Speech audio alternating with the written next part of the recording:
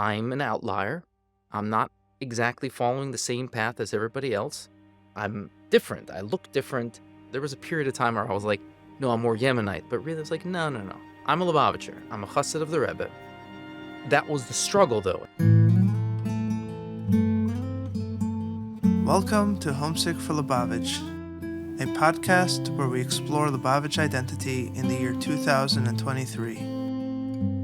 My name is Bentzi and I will be your host. Let's begin.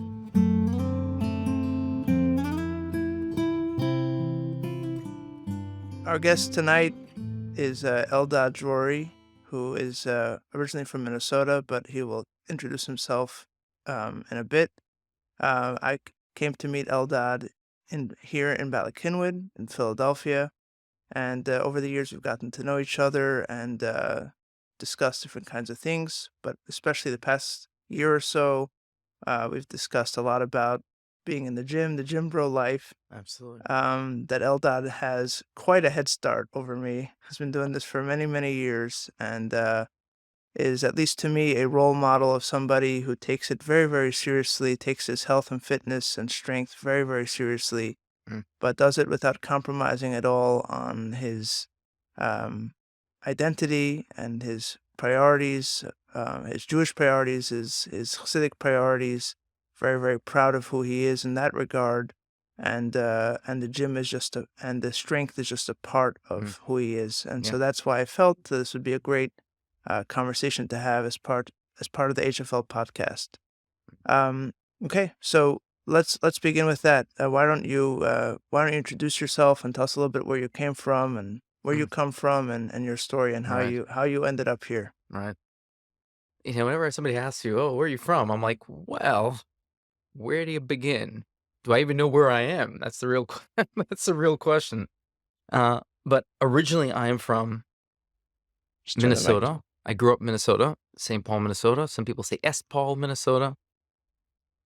I grew up in a family of, thank God, 10. I'm a Lubavitcher, what they call an FFB, from birth. Although no one ever thinks that I am. They always usually ask me, they're like, oh, when did you become religious? Because, first of all, I don't look Ashkenazi. I'm Yemenite. Partially, they say half Yemenite. I always say, which half? How do you cut it?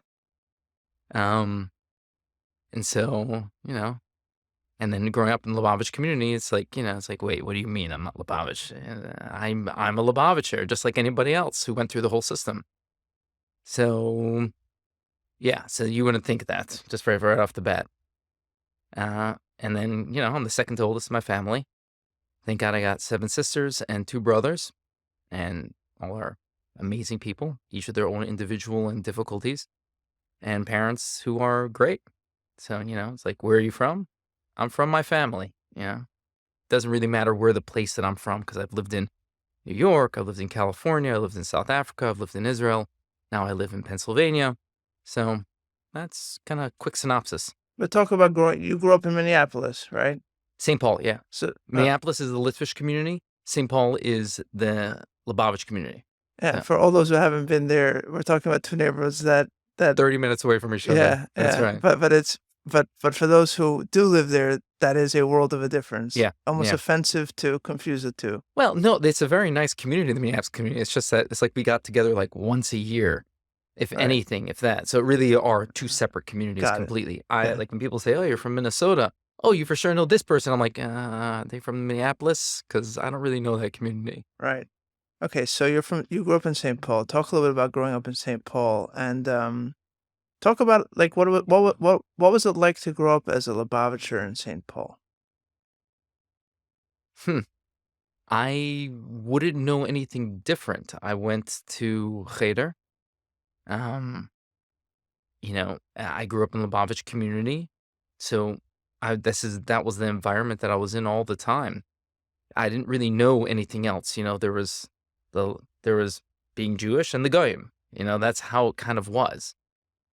My family, we are of course Lubavitchers, although we're Yemenite Lubavitchers. So, I grew up, and then my mother, she also became religious. My father always was religious, but he learned in more of like Yeshiva Tarav Kook in Israel and Yemenite. So there was an eclectic mix, I guess you can say, although I didn't really know that much of a difference until I started, of course, getting older, and I started seeing, oh, there are the Shluchim's kids, and then there's the rest of us. But it's like, wait a second, why is there the rest of us? We're all Lubavitchers. I have the same education as you. I've gone to the same schools as you. Why is there a distinction? So I did grow up to some degree, I guess you can say, with a hierarchy in that sense. And it bothered me, of course, growing up. We can discuss that. I don't know if that's what Yeah, we're go here to for it. discuss, We're but here for everything, man. but We're here for everything. We're uh, not here. We're not uh, here to vent and yeah, no, fetch about stuff. I But we're actually, here to hear. What was it like? If that's how you felt growing up, and that's part of your story, well, I that's think part important. of a person's strength comes from figuring out what you are, who you are, and then embracing it, and then growing from there, allowing it to sprout. And for instance, like we mentioned in the beginning about Lubavitch being like, I mean, it had all these stories about the roads that were, dirt roads and working hard and davening for hours. That's not the reality that I grew up with, right? I grew up with, if anything, thinking about my Saba, who made his way to Eretz Yisrael from Yemen, where he was completely persecuted, but from age 12, he made his own way. Like he came Mm, from a family of tzaddikim. mm, So I grew up with like that reality. And it's like, oh, I actually even pushed aside saying, I'm not going to learn Yiddish. I'm Yemenite. mm. Now I kind of regret it a little bit, I fake a couple of words just like the rest of us. Um, but I don't have that necessarily connection to, oh, the dirt roads and Like, how did you fit into the Chabad community there? I mean, you're making a point that even growing up in Minneapolis in a Chabad community, the fact that your father was himself, he came from a Yemenite family, and your mother also became religious herself. So you didn't feel, on one hand, you felt like you were part of the Chabad community, but on the other hand, you weren't the same as all the, let's say, Shluchim's kids, or yeah, like yeah, the. for sure. Because I looked different, and there was differences in the way we acted. The influences that I grew up with wasn't per se. My father would be sitting at the table learning Navi.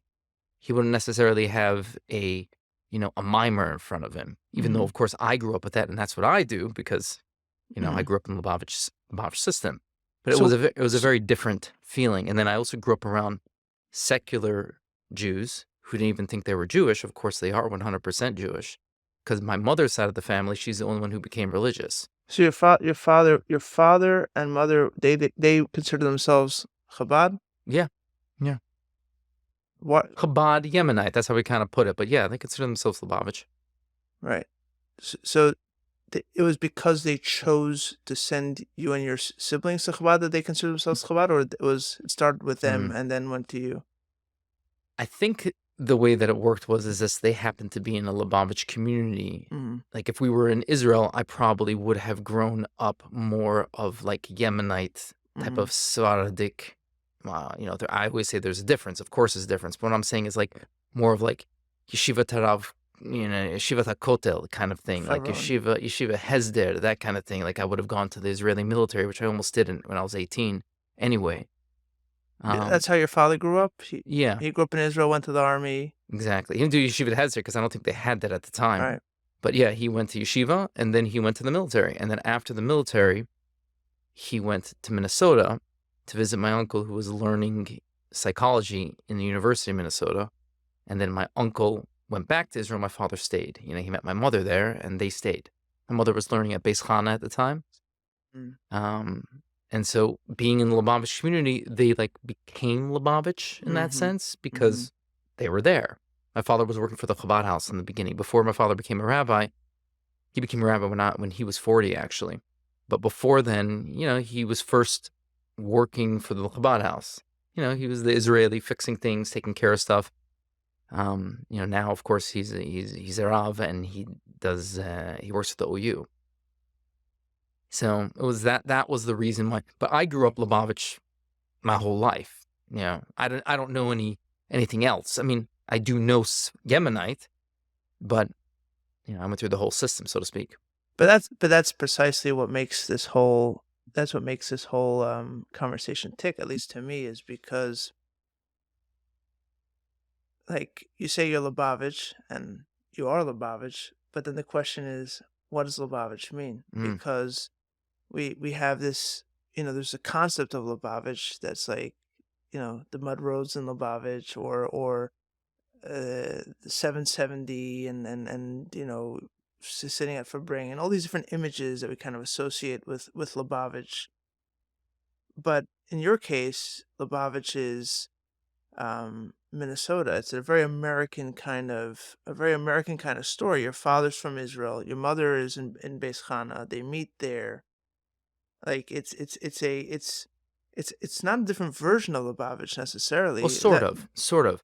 Yeah, like growing up, I grew around the Friedmans, I grew around the Grossbaums, I grew around Rabbi Zeilengold, I grew around, all these Lubavitch names, and I was just one of the crowd. I didn't know there was a difference until I started getting older, so to speak, and I started, like the worst thing I did when I was younger, I was a, so to speak, a good boy. Right, The worst thing I did was I started trimming my beard. My cousins did it.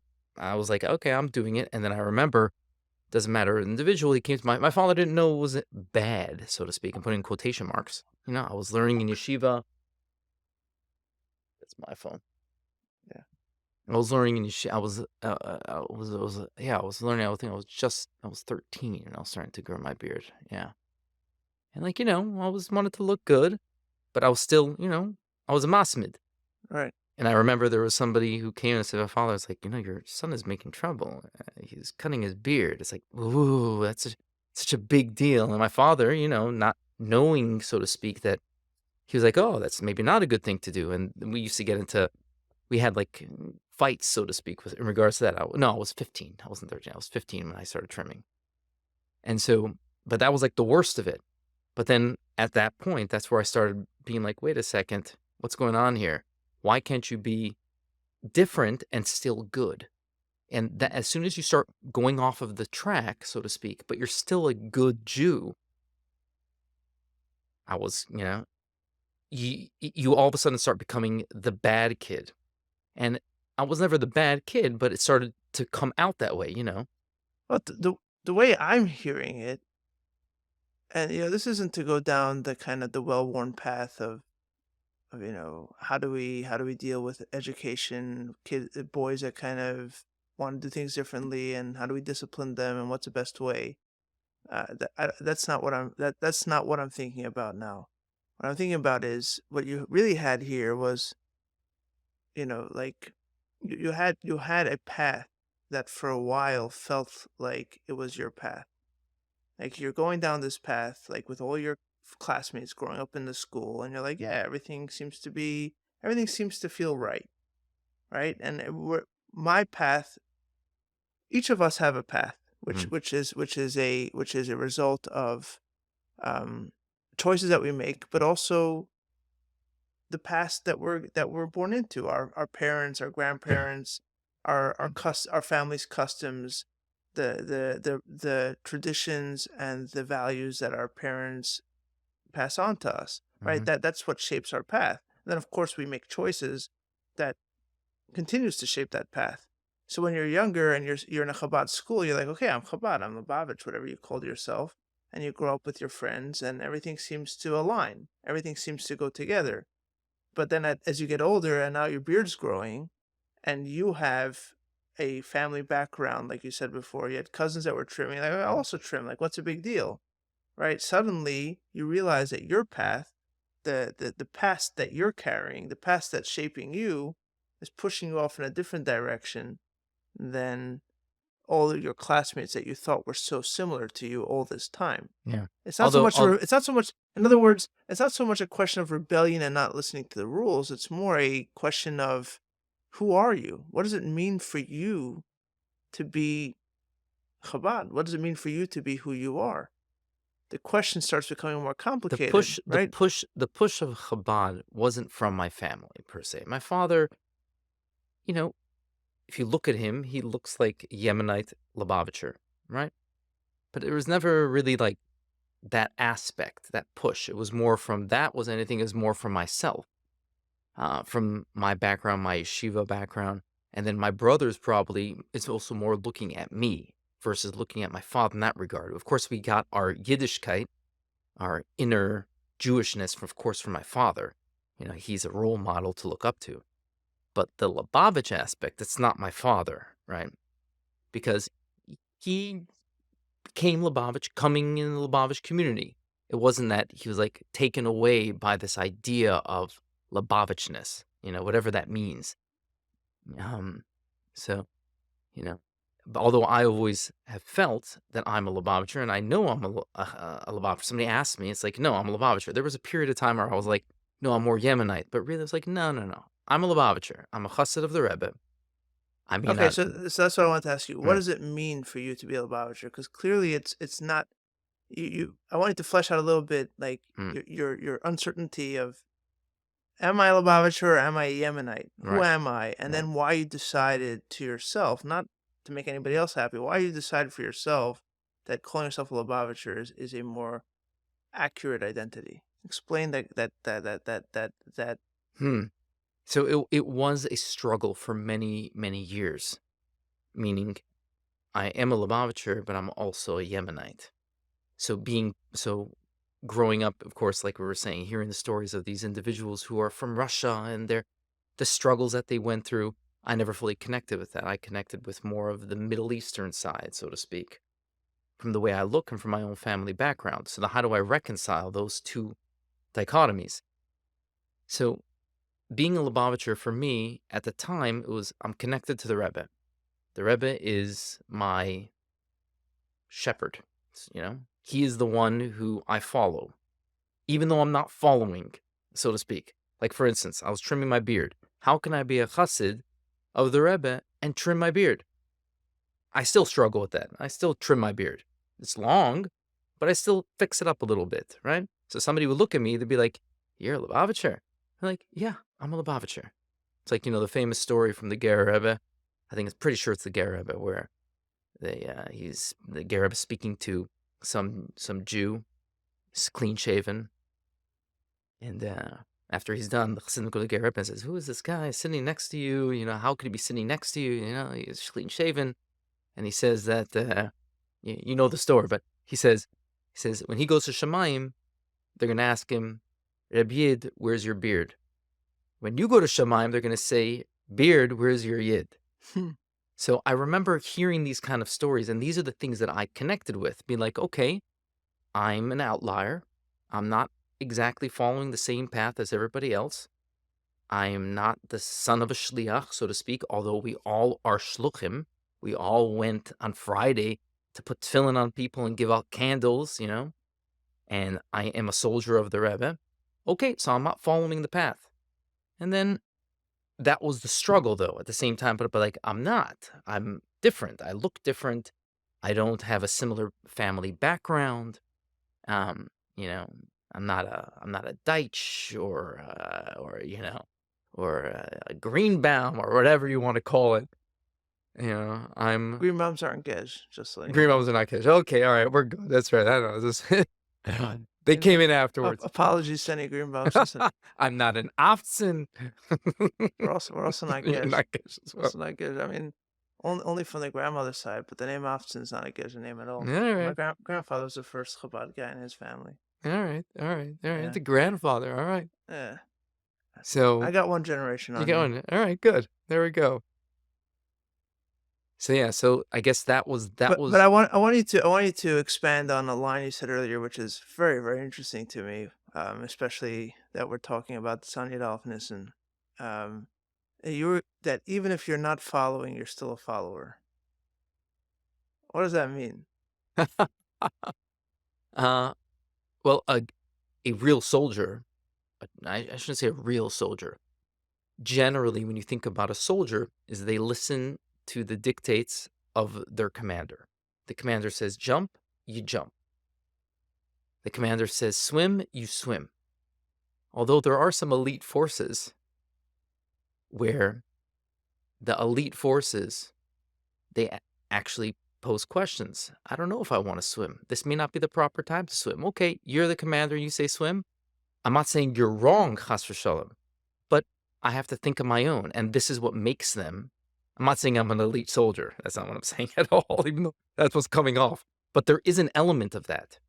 So I don't necessarily see it as In other words, you're saying that you're like an IDF soldier, where the whole idea of IDF is don't like follow orders, but also question orders, kind of thing. Like your allegiance. Is that I, what you're saying? sort of. I recognize that a yid shouldn't be cutting their beard, just like the Tzemach Tzedek says, midoraisa, you're not supposed to cut your beard. We'll give the beard as an example because that's something that I struggled with, just like I struggled with for a while about tzitzis. Even though now, of course, I always wear tzitzis and I wear tzitzis in the gym, there was a period where I didn't wear tzitzis in the gym. There was a period, Mm-hmm. and I struggled with it. Even when I wasn't doing it, I felt guilty not doing it. Mm-hmm. Now, I always wore a head covering or a yarmulke, but tzitzis was always a struggle for me until I finally been like, how could I be a chassid, that's really it was, and not wear tzitzis? How am I supposed to represent to the world strength and spirituality if I'm not doing it myself? And that's Even, even really even though there's plenty of reasons, like you say, you could make a very easy heter not to wear tzitzis in the gym. 100%. I'm You don't sweating. have I'm you don't sweating. It's sweating. You don't have dal the confis. There's so many. You don't have four corners. Why do I need to wear it? You only need to. I can show you the place in Shulchan Aruch where it exactly says that only you have to have you're wearing four corners. well, that's Absolutely. in general that we don't have to wear tzitzis. We look for Yes. reasons to wear tzitzis, but I'm saying in the gym you could say like it's similar like going to the pool with tzitzis. Like you're sweating. Sure. It's Absolutely. you You have can plenty make of. it. I don't even know if that's valid halachically or not, Probably but it's not, it's but certainly something that you could have told yourself. absolutely. And there was a period where I wasn't telling myself that. I just wasn't doing it. Mm-hmm. And until I decided, like, no, you have to represent. This is what you're doing. You know, if you're gonna have strength, begashmius, I use it as like a springboard. If I have my physical strength, then I have my spiritual strength. To me, it's not enough just to have spiritual strength. And to me, it manifests itself on more of the external. And I have found through interactions with individuals how people see me is, everyone is a, so to speak, a shliach in their own sense and in their own sviva, their own community, so to speak, whatever that community is. And there are certain places that each individual can reach in the proper way. And I feel like if I'm going to be doing this, which I am going to be doing this, meaning I'm going to be working out. It's not like I'm not going to work out. To me, it's a part of what I am. If I don't work out for a few days, I start feeling like not myself. To me, it's it's a meditation. It's a place where I can release by lifting extremely heavy. Mm-hmm. It's a zoning out aspect to some degree. But so if I'm going to be doing that, I'm also going to be representing the element of Jewish people can be this as well. So I want to get back to the gym. That's obviously Yeah. one of the main reasons we came to speak tonight. But I want you to finish the thoughts. You said with the beard you were struggling with the beard of on one hand Yes. you realize that the Rebbe and the Rebbeim would have been against cutting the beard. So you didn't finish that. Then I'll you went up finish to that the thought. tzitzis. Yeah. So that So thought, so in other words, I want you to explain and flesh out a little bit the line that you said earlier of being a follower even if you're not following. yeah. So I'll answer that with a story, Hmm. so to speak, a quick story. Yeah. I get Go ahead. basically somebody once came to a Rav and said to this traveling Rav, he said, go to village, and said he had a problem with a certain Tosfos, right? A certain part in the Gemara. And instead of answering him the problem in the Gemara, he gave him 10 other sources of Tosfosim in order to look up. And he Hmm. said, learn them, and then next time I come through, I'll answer them, or we'll talk. So when he came back through, he came back and he said, I learned those 10 other Tosfosim, but didn't answer my question. I'm left with more questions. So he answered him and he said that that's the point. Even though you're left with a question, the Gemara still goes on. So I recognize that there are many times as a soldier, you don't necessarily, so there are sometimes things that you can't do right this instance. And so instead of not carrying on, you acknowledge it. You say, you recognize what the truth is. So I'll say this clearly, and I've always said this. I never make excuses about, as a Lubavitcher, how can I be trimming my beard? As the years go by, my family makes jokes. They look at like all the wedding pictures, and my beard has gotten longer and longer and longer, even though it's fixed up, but it's gotten longer with the years. It used to be much shorter, it was very short. And now it's, if you can't see me on video, but on the podcast, but it's long, but it's still fixed up. And so I never made excuses and said, halachically, you're allowed to do it. It's either I have a whole sefer of how you're able to cut your beard. You see many Talmidei Chachamim, they shave their beards completely. As a Lubavitcher, we don't do that. So I've never said that it was okay, but I recognize it, I acknowledge it, and I recognize that it's a struggle. And not every struggle are you going to win today. Mm-hmm. And that's okay. Just like in the gym. Not every day are you going to have your best lift. You're going to have terrible lifts most of the time. So let's get to the gym, but let's not do it sideways. Let's get We'll to do it it sideways. So Okay. like how? So that, I hope that answers a little bit. I thought that was great. I mean, that's how you're thinking. So I'm a soldier. When I write to the Rebbe in Pan, I write to the Rebbe that I'm your chassid, even though I recognize that I don't necessarily all the time look exactly what somebody would think a chassid would look like. Mm-hmm. Very powerful. Okay, so let's go. Let's get to the gym. I've gotten to know you a bit better about the gym over the past year or so.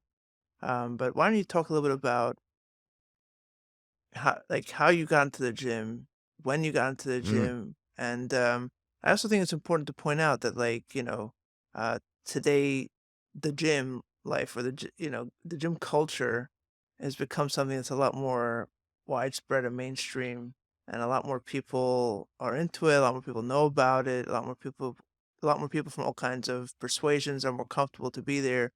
But you were into this well before it became that super popular. Oh, yeah. All right, so why don't you talk a little bit about how you got into it and what it was like at the time? Coming back to our general conversation, what was it feeling like being a Chabad kid in the gym? What was that like? It's interesting. There are many different beginnings to it. One beginning was, ever since I was younger, my father would always be teaching me, and I'm putting quotation marks, Krav Maga. He would teach me, self-defense moves when I was younger. And I remember when I went, so, at that point, I was like, my father, he knows how to fight. And, I know how to fight. And I'm going to be like him. My father, I remember in the mikveh, he used to, in today's society, it would be like, oh, what is this? But I remember in the mikveh, he used to be like, my father always was fit. And I remember one time somebody's like, what's that? And he would lift his arm, but he had he's like, that's a tennis ball stuck in there. Because he had a big muscle, My father jokes now and he says, I had a tennis ball, you have a melon. But so I grew up with that sense. My father you should be strong. Yeah, you should be strong. My father was into Krav Maga, martial art. And I wouldn't say he worked out growing up. I didn't say that, but he was always fit. And like I said, my father growing up, he used to be the one also to clean the mikveh. And I would go with him. And so we would go sometimes into the ladies' mikveh. And he would make sure the ladies' mikveh is taken care of, make sure that it's clean. We'd also, of course, take a dip. And I remember he would always be okay, being fit. And I would always look at him and I'd be like, wow, that's a man. So that's one aspect, that influence. I have that image, even though my father now, he's 67, he's not fit like that now. But that's how I always see my father. So you grew up with an image of strong masculinity. Sure, absolutely. My father was a very strong masculine figure, of course, in a very edel way, actually. It's interesting. People think Yemenites are Sephardim. They're not. Yemenites are a lot more edel. That you can use that term. You just attacked the whole Sephardi community. All right. Strength is good in all aspects. Okay. So that was one aspect. Then when I went to Israel when I was 9 years old. I went to Israel when I was 9, and I remember clearly. I was a very picky eater, and so I remember eating all the time Lebans and pita with. I didn't like falafel, so I would eat pita and French fries. They'd stick the French fries into the pita, and I remember I came back overweight. Like, I remember clearly, and I was like that for a few years. And I remember growing up hearing, you okay? Yeah. I remember growing up like hearing, you're husky, you're big, or people would say you're big, and my mother would be like, no, he's husky. I would have to shop in like the husky section, but also my father is not a big man, and like even from a young age, I was already almost his size. I've got my Russian genes, a little more, a little bigger, even though I'm 5'9", I'm not like huge. So I remember when I was 12, my father put in the backyard, he put 2 ropes up. One rope had knots in it, and the other rope had no knots. And they went 25 feet in the air. We had some beautiful trees in our backyard. I remember my sister, Mirav, she's a shlucha now in San Diego. I remember, and then he also put up a pull-up bar outside, like on the jungle gym. And I remember Mirav was, as soon as he hung it up, he put a tire on the one with the knots in the rope to 25 feet in the air, and there was one that he put like a swing with no knots. And she was able to climb up with her feet up the rope with knots, and she was able to do like 2, 3 pull-ups. I couldn't do 1 pull-up, and I couldn't go up. I couldn't climb up the one with knots at all. I remember how like embarrassed I was because I'm like, I'm the man, I'm the man. I was 12, for God's sake. And I remember then and there, I remember the day I decided that's it. I'm going on a diet at 12. And, my mother's an amazing baker. And I remember clearly that week she made like these cookies in like a bear shape or something. And I remember not eating the cookies because I was on a diet. And however long that went, I started dieting and I started working out. I started doing pull-ups every day or trying to do pull-ups. And I remember I looked at that rope and I'm like, I'm going to climb up you. And I remember every night I would go outside and try to climb the rope, just to grip and to hold it. And after, I don't know how long it was exactly. It must have been a year. I was able to do 10 pull-ups, give or take. And I could climb up the rope without knots and without my feet. Hmm. Yeah, it was like I was able to like climb up and just hold my feet in the air. Like I remember so that's kind of like where it began. So it must have been before 13 because I was still in Cheder. Because I remember in between classes, when when the teacher went out of the classroom, I remember I used to say I told myself, I was 12.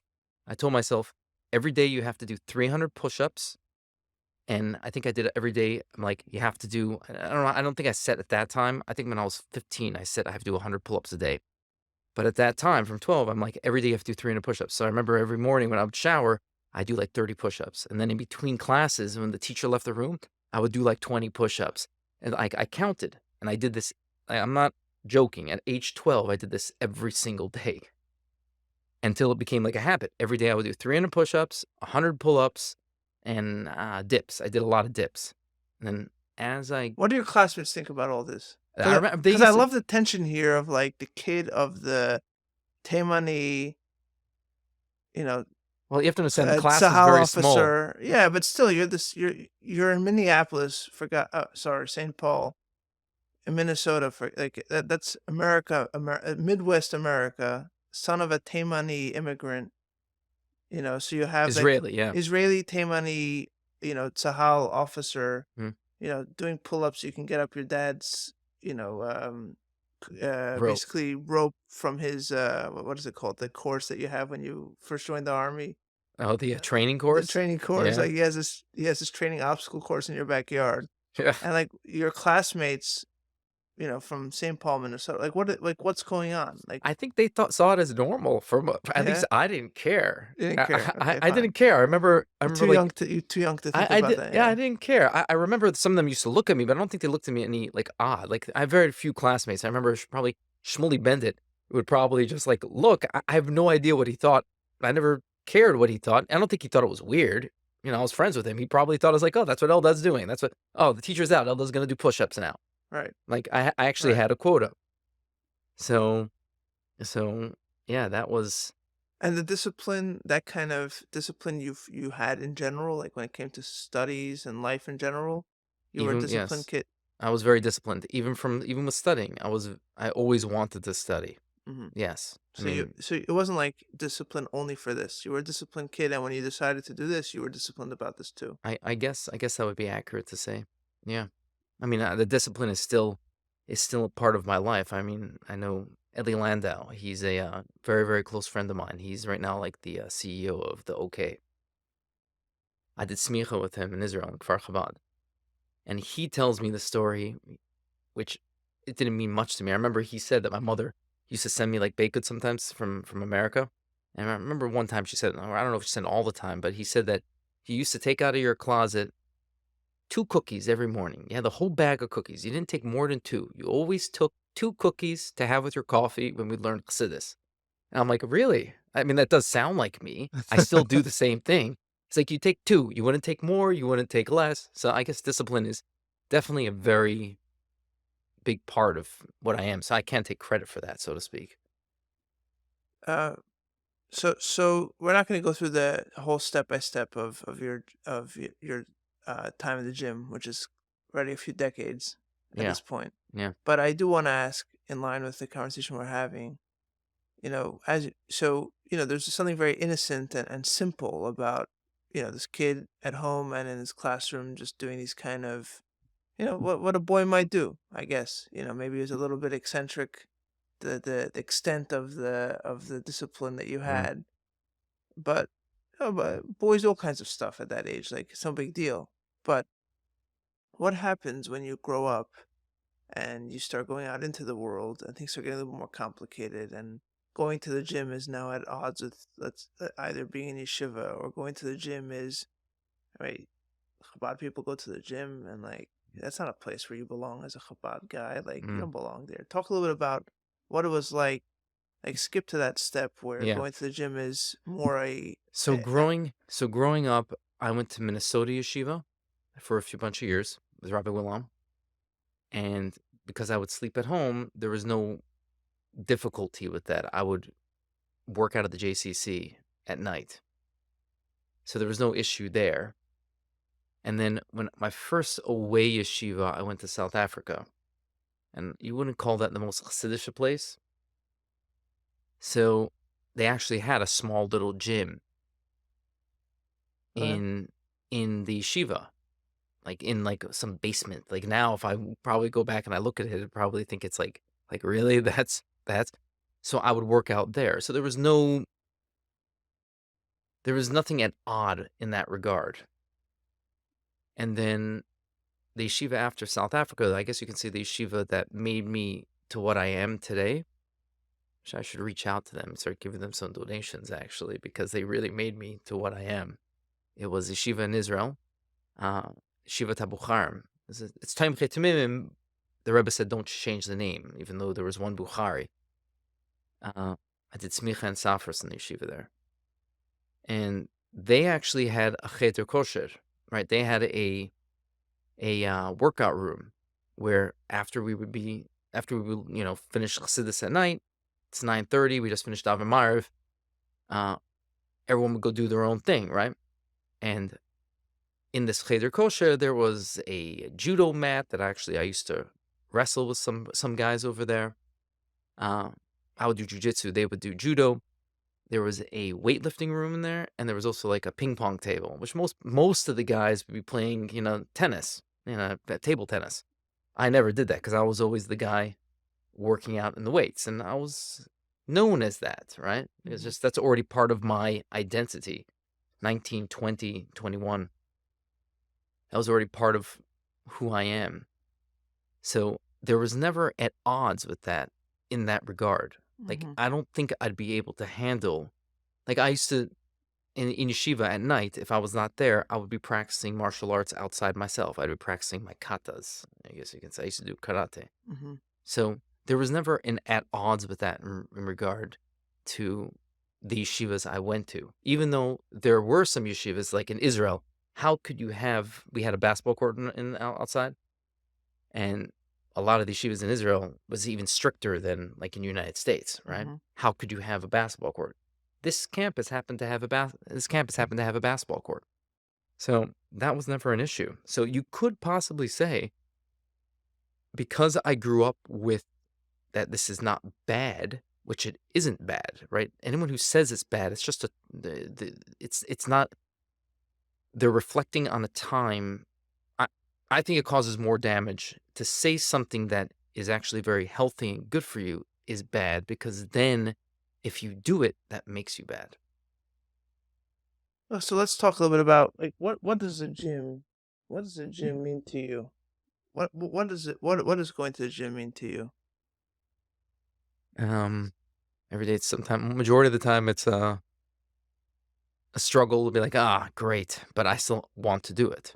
No, but you said that by the time you're 19, 20, that's part of who you are. Like, Mm, what do you mean by that? Like, what's part of who you are? Like, I mean, the gym on one hand, like, people have so much, it means so much to people in their life. Like, it's like a big part of who they are. But then when you go into the room, it's a bunch of metal. Like, it's like, it's like on one hand, it's the most exciting place in the world. On the other hand, it's the most boring place in the world. Like, so right. it's basically what you make out of it, is what I'm saying. The gym to me is a place where you look at something that is seems impossible, and with time, that impossible turns to possible, and then you can look at more. And that be like, okay, I'm ready to take on that next one.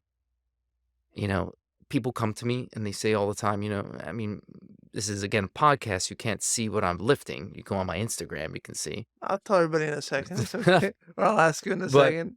people are like, wow, you can do that. I can lift heavy weight and I can jump very high and I can do certain things that most of the percentage of the world doesn't do, for sure in the Jewish world.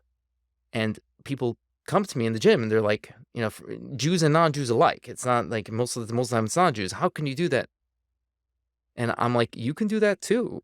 It's just, and I like, for instance, I'll give you an example. There's a movement that I do. It's called the Zercher. It's called the Zercher.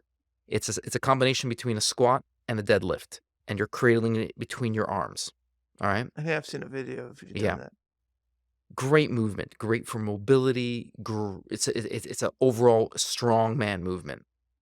It's kind of like lifting an Atlas stone. It's a similar movement of lifting an Atlas stone, just with a bar.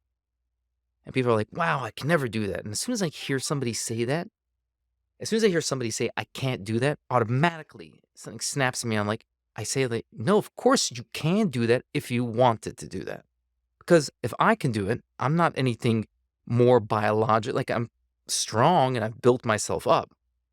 But if you want to do it, you can do it. And that's a philosophy that I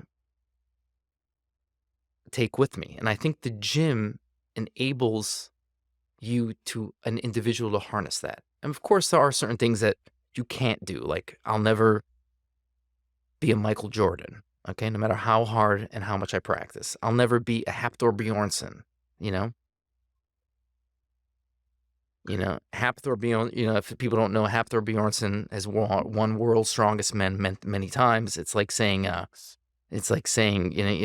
was the mountain in Game of Thrones. I see like 6 foot He's 8, 9. 6'9", Yeah, 400 and something you're never pounds. gonna be 6'9". I'm never gonna be that, no matter how hard I try. But Right, that's not what I'm trying to be. I'm trying to be the 5'9" guy who could deadlift almost 600 pounds. right. This year it's gonna be Tieshnas Freakish Games. It's gonna be I'm at 580, Amen, amen, brother. 5 pounds off. Five. So I'm 5 pounds off from not 600 pounds, 6 plates. Oh, So I probably actually can do it now. I haven't 6 plates. 6 plates. I haven't tested out Right. my my PR yet. My recent PR. I can do 515 for 4 times. You can So do 580. You can't do 585. sometimes those 5 Really? extra pounds. Oh yeah, when you're reaching your max, when you're reaching like your Wow. max lift, everything has to I be mean, I know aligned. I felt that, but I'm lifting much slower. Right now, like you're right now lifting 315, I think, for deadlift. What did you get? No, my max on deadlift is 330. 330. Okay. And do you remember when it was 285?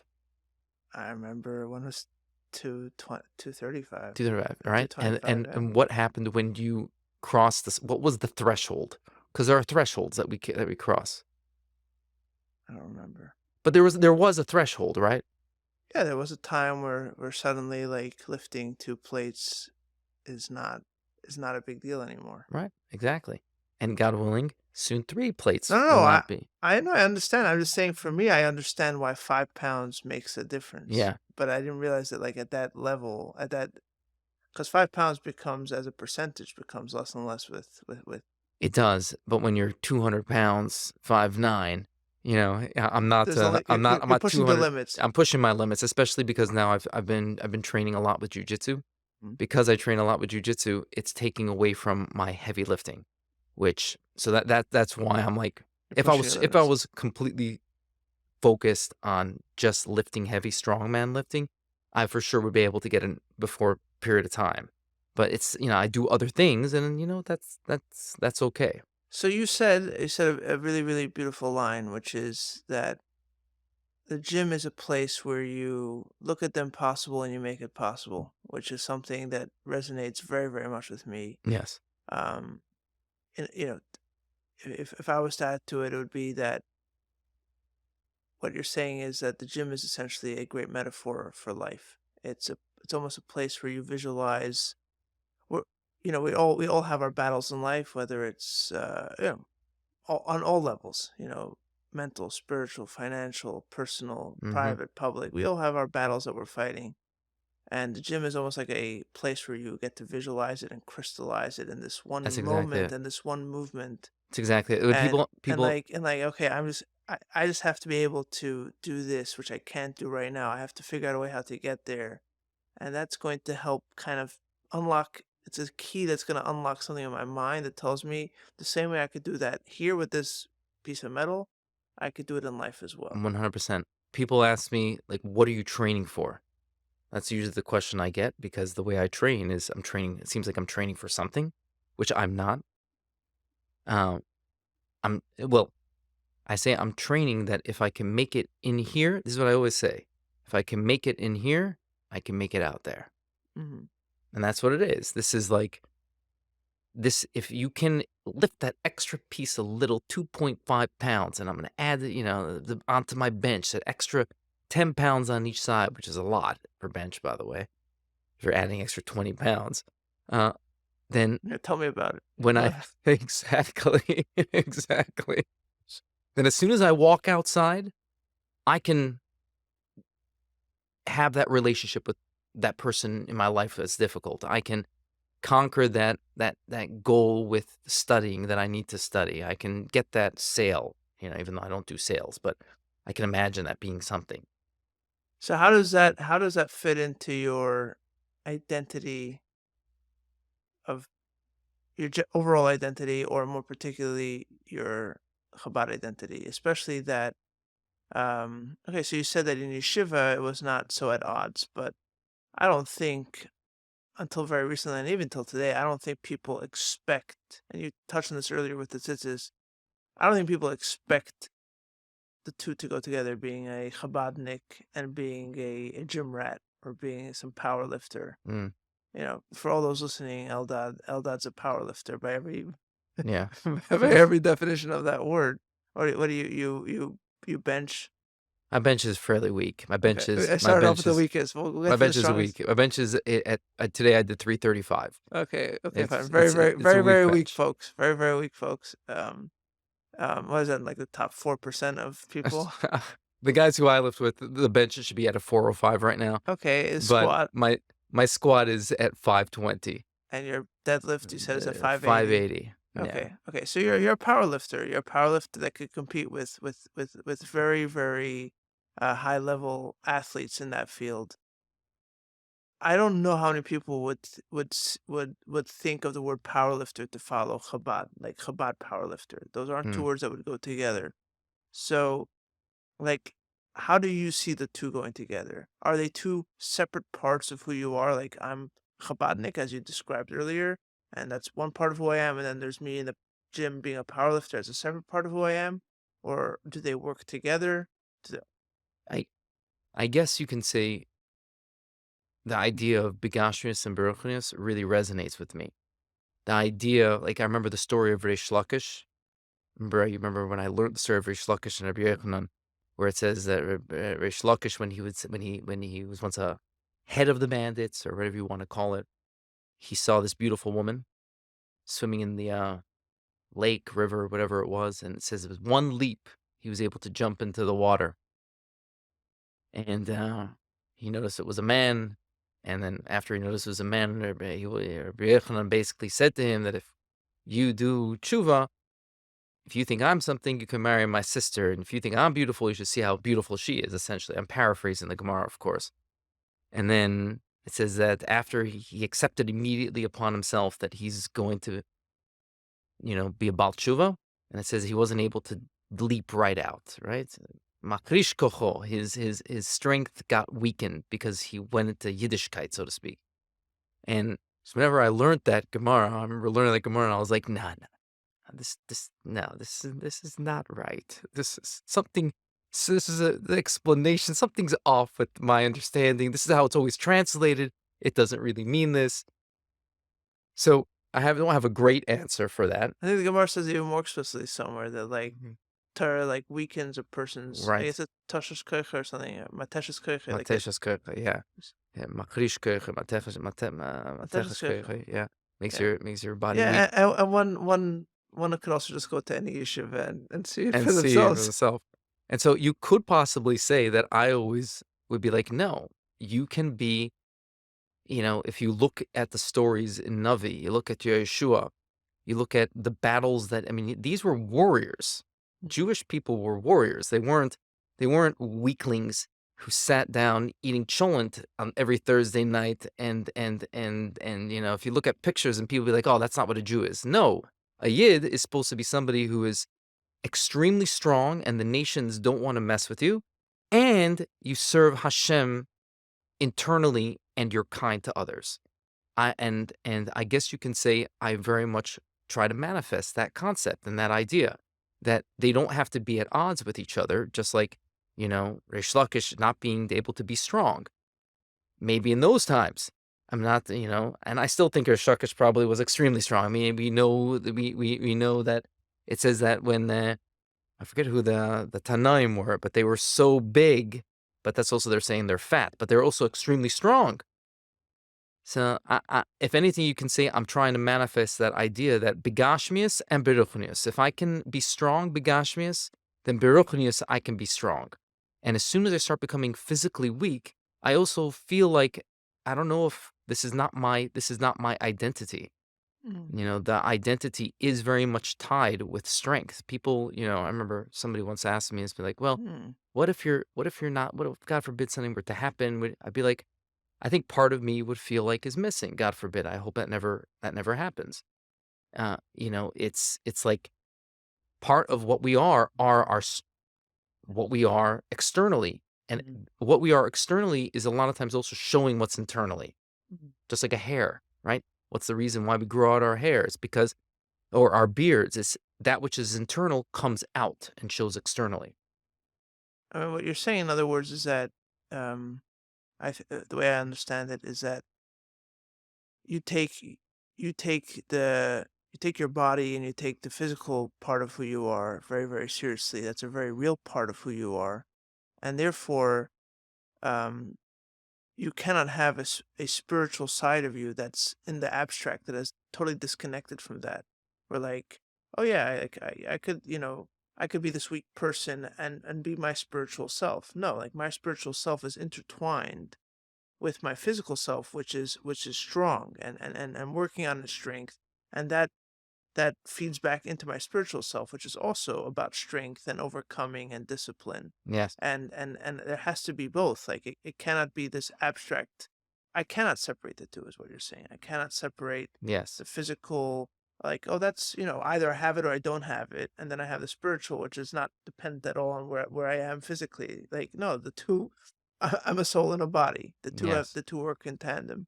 Yes. Yeah. Yeah, to me, it's when they both are feeling filled, that's when you're a whole individual. Now that's not to belittle the fact that when you are very physically taken care of, in shape, with that comes a lot of other challenges, especially in the gym, you know, um, with women in the gym. That's not like that's not a challenge. That, if anything, that adds part to the challenge.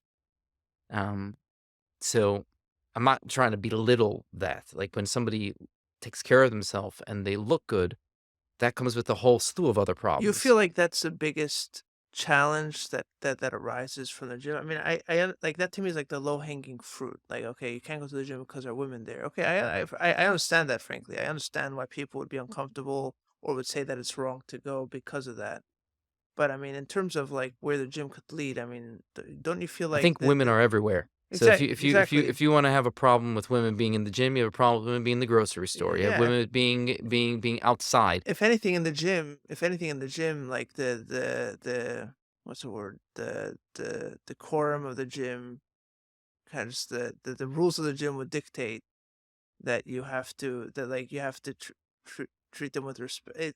There It's almost is like there's you almost get like more an in trouble in other places where things are less formal and less public. The gym's very public place. standing in the if most gym people know, if you're a gym person, if you're going to be sitting there watching somebody work out, no matter whether if they're clad or if they're clothed in a certain way, and if you're there sitting watching, you're going to be considered a creep. Right. So, absolutely, if anything, you learn on how to not leer, how not to focus. You learn how to kind of stay focused within your space with being friendly and nice. That's interesting. Most gym environments, everyone is friendly. Right. That's very interesting. There So are, that's of something course, that I've observed always, also. There's always a bad apple. yeah, But I mean, I've always ascribed that to the fact that everybody there essentially kind of knows what you were saying earlier, which is I had a limit that I thought was a hard limit, which I overcame, which I failed at for many for a long time, many attempts I failed, and I finally overcame it, and nothing came easy, and the guy next to me is going through the same thing, hmm and like there's no finish line here. that's right. There's no haves and have nots because whoever has wants more. That's right. Uh, yeah, so it seems to me that that's probably what's going on there. But going back to your earlier point that like the the pitfalls of going to the gym to me would be less about the let's say the immodesty around you, which at this point I don't feel like it's worse in the gym than it is everywhere else. There's Like, immodesty everywhere. yeah, the people, the like, I mean, look, I haven't. Maybe I'm convincing myself stuff, but I haven't seen people dressed in the gym any worse than they're dressed in the supermarket. To be It's the honest same. with you, it's the same thing. I understand that if you get too involved with other people and you get too comfortable and you lose your internal boundaries and you use the gym as an excuse to kind of blur your own boundaries, then it could lead to problems. But But you that's could not do that anywhere. exactly. No, but if you use the gym as as an excuse, right? So it's all about keeping boundaries. I feel like the bigger pitfall is, at least from like a religious perspective, is like taking your body too seriously and kind of getting too overly involved. There's like, where's the line of that healthy respect for the body and that healthy consideration for the Right. body and the becoming, the bodybuilder, that, you want to be that guy who's, Well, this goes back to, like, the times of the Greeks, right? It right, was, like, kind of like exactly, the Greeks versus the Jews, right, that the Greeks, they focus on, of course, the physical aspect. right, But I would argue and say that they were focusing on the body just as the body versus the body intertwined with the spiritual. mm, And it's not like I am, like, being spiritual in the gym. I'm not that kind of individual at all. but they are two aspects of ourself. We You have you an don't have neshama. a you don't have a beer for deadlift Afikavala or No, something? exactly. I don't have a certain type of kavana right before I lift, and I focus on a certain aleph right before I lift. Actually, he one of my close friends actually listens to Yossi Jacobson his whole workout, and he works out for like 2 hours. That's It was funny. Mark. Okay. Mark. Okay. He works out for 2 hours, Well, and that's why I can't it's deadlift more than the name 220. doesn't the name doesn't That's why I can't deadlift more than 225. his name doesn't do him justice. He's a big Talmud Chacham, the guy, I got it. and but he says that his take, if you were to ask him, which we've had multiple covers, his take is that he can't find an excuse for working out other than if he's listening to a shir, and thus he can Interesting. say why he can work out for 2 hours because he's listening to a shir, which he really is, because I hear the whole shir on Friday night All right. No, or no, I something. know he does. Yeah. Yeah. So everyone does have, you could to some degree say that everyone has their limit. But so you're saying earlier you're not arguing that lifting is a spiritual thing for you. That's not what you're arguing. I'm not saying that I'm getting this amazing spiritual aspect to it. I'm saying as an individual who is made up of a guf and a neshama, I have to feed the guf as well. And so Hillel did a favor to his body by eating. I do a favor to my body by working out. Mm-hmm. Hillel wouldn't be able to learn if he didn't eat. I can't learn if I can't work out. Mm-hmm. Does that put me on a much lower level? Most probably. And you know what? That's okay.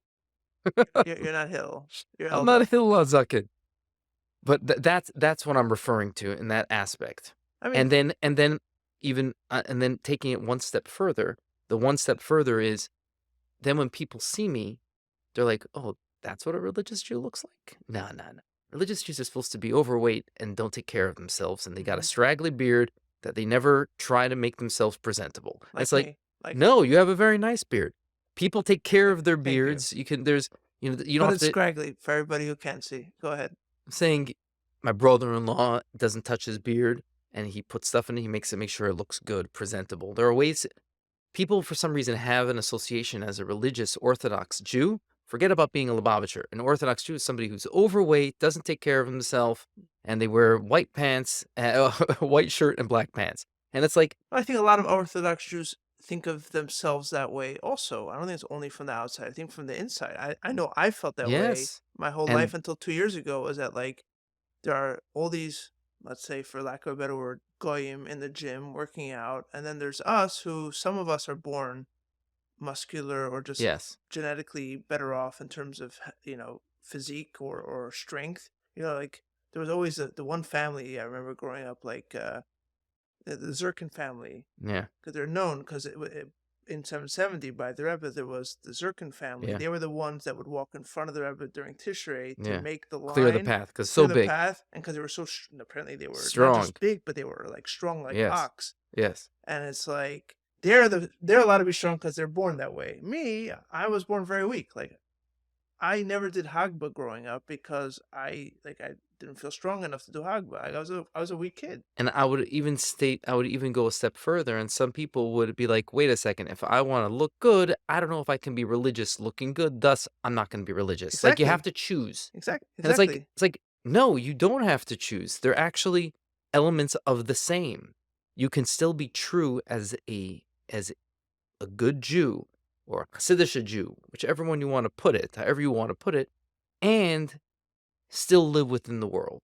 So you feel that that's part of why you go, is because you feel like that's almost a mission of yours to kind of demonstrate that you can be both, or that you should be both. Yes. It's like when I see people in the gym, young Jewish guys. I guess you can say now I'm not considered per se young. You know, I'm almost 41. People are like, "Oh, you're almost 41." I was like, "Yeah, I'm almost 41." And I see them taking off their yarmulke, to look like the other people. I walk up to them and I say to them, I'm like, there are enough of those without a yarmulke who are strong. There aren't enough of us with the yarmulke who look strong. Represent. Mm. That's what I say. And there's like one guy in particular in the gym where I work out now. Very strong kid. He's 18 years old, and I see the struggle. 18, I get it. I wasn't the same struggle. He's very strong, he's good looking.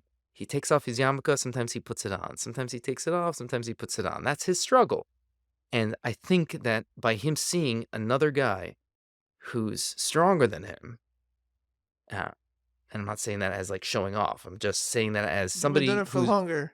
right. That's what I always tell him. I'm like, you're going to surpass me, actually, which he probably will if he continues. If he continues, um, when you see somebody who's lifting well and still representing being a Jew, you can, to some degree, on a small element, say that that's a shlichus. Mm. Even if I'm not, even if I'm not teaching him a sikha or something, you know what I mean? There's still an element of that. And if we're living in this world and you have that ability to influence, you should influence. Mm. There's enough of them out there that are not doing the influencing. Yeah. It's a So there bit. should be more of us who do that. Oh, it's a beautiful thought. It's a beautiful thought. Because I'm also seeing it from the other side. Um, I have a tendency being someone who makes films and kind of looks at interviews and tries to tie them in together. So sometimes I overthink how the interview, one part of it ties into the other. But you're talking about there's enough of us, there's enough of those who aren't Jewish or aren't religious who are in the gym doing their thing. But I see it also from the other side. There are enough Lubavitchers who are doing Lubavitch the way, the quote unquote typical way of doing things. And you had the opportunity, being the son of a um, Israeli Yemenite Sahel veteran, who showed you a example of masculine strength, and in his own way kind of hinted to you, or just by his Just presence, being. just being, well, with the rope that he hung up on the Hmm. tree, it showed you that there was something to strive for, that there was something that you could attack, something that you could grow into. Sure. He set this path for you that most Chabad guys didn't have, Mm. Yeah, right? And sure. and and so it's not only that there are enough not religious people or not Jewish people in the gym. There's enough Lubavitch people who aren't in the gym, right? And then there's you being in the gym and being that Lubavitcher who shows that you can do both, or that at least maybe you could do both. Maybe that's another Or if way. it's, or even taken, it doesn't have to even be in such a altruistic way, or in such a, it can be like, it's okay to be in the struggle. Hmm. It's okay to be struggling and to not necessarily have an answer right away. And you don't have to lose your identity as a Lubavitcher, as a Jewish person, as an Orthodox, as your connection with God, if your outlet is towards something else. Like, the famous thing that we used to always say in Yeshiva was that not everything mutter you should have, right? Hmm. Essentially. And that always to some degree bothers me. That line might work maybe in the dirt roads of Lubavitch. But we have other kinds of struggles. We have, we always talks about Mesiras Nefesh. We have Mesiras Haratzon, which to some degree is even harder than Mesiras Nefesh. And especially in the society that we live today, there are challenges that maybe those Chassidim that were walking those dirt roads and sitting in shul, being able to daven for hours on end. Maybe they were running away from their family because they didn't have any parnasa. Maybe they wouldn't be able to make it in the challenges that we have today. It's Hmm. possible it's possible. I'm not We don't know. we don't know. My point is saying is that We it's can't. okay to recognize the struggle, Hmm. and for others to see that there is an Orthodox Jew doing something that you don't have to not be religious or not represent being what a Jewish person is and not do. You can still be that and still do that. Yeah, I think so. That resonates very much with me. We started off tonight by asking a question like, what does it mean to be Chabad in 2023? And the answer is, um, it means what people make it to mean, essentially. And every person ultimately is going to based on their past and based on their upbringing and their parents and the story of their lives, is going to shape what it means to be Chabad in their own way. And you certainly have laid a path for yourself and for others, including myself to a degree, to see what it means to be Chabad and very loyal to that identity and loyal to that mission, while also being very, very dedicated to the craft and to the effort of lifting and investing in your strength and investing in your body. You've definitely pushed it. You've pushed what it means to be Chabad in that direction, in that small direction. Hmm. And that's ultimately what each of us are going to do in some way or another. Yeah. Some will do it financially. I always hear for the businessmen, some that they can enter the other places that can enter, right? The Right. famous, I don't remember who the Rebbe was talking to, but it's like you can enter in some places that other people can enter. Right. And each of us have a certain aspect of that. It's just don't, I would say, end off, so to speak, by saying, don't trick yourself. Don't think that, oh, that's okay. In the sense that, for instance, it's okay to cut your beard. No, it's not okay. Are you doing that? Yes, but don't try to say, I'm I'm in the gym with women who are not dressed properly. It's okay. Like, well, no, but I'm not trying to tell them how to dress, but don't try to fool yourself and think that, oh, you're going to be, the tzaddik and nothing can ever happen to you. It's like you have to set parameters for yourself. Don't think that, oh, I'm going to take off my yarmulke just now. No, everything can happen. You have to recognize the difficulties and the troubles, but at the same time being true to what you are. We're in uncharted territory. At the end of the day, when you do something that isn't condoned or isn't familiar to your community's way of life and isn't entirely comfortable or doesn't mesh comfortably with your upbringing, you're always in uncharted territory, and there's always going to be some kind of risk there, right? We don't know how it's going to end. Like, we don't know for sure that being in the gym is 100% the right place to be in, Sure. right? Sure. But Absolutely. what you're saying is that you don't see a way where you can't put in that effort, where you won't where No. you won't go to the gym, and you feel like, I have to figure out a way. I have no choice but to figure out a way to make these work, and not just to make them work as two parallel universes that have nothing to do with each other, but to make it work as part of my identity and to allow my investment in my strength and my physical side inform and of course strengthen my spiritual side, and then on the other hand to let my spiritual side inform and strengthen my physical side. Sure. Yes. Absolutely. Following two peas in a pod. Anyway, it was a pleasure talking to you. Absolutely. I hope, of course, we're going to continue. We both daven in the same shul, but I definitely learned a lot tonight, more than I thought that I would. And yeah, thanks for Thank you. Yeah. giving us the time, and God willing, this should be a very successful podcast. God willing, you should hit 6 plates. That's right. Amen. 6 plates. That's right. 6 plates. Anyway, for all those who don't know what 6 plates are, it's a heck of a lot of weight. It's 585 pounds. Yeah, but I have like, in a way, like I think at least I'm way newer to this than you are. 585 pounds is almost something that's like hard to comprehend when you It's a heck it of a is, lot of but weight. Heck of a lot of weight. but Just they think would, yeah, yeah, think about lifting. What is it? A quarter of a car? yeah, Whatever. just about. Anyway, good luck on Okay. that, and once you hit that, I'm sure you're gonna have something else you want to hit. That's true. Anyway, thank you very much. You It's got been a pleasure. The music for this podcast comes from the album Repentance Doors by Oren Sor Nadav Vachar and is used with their permission.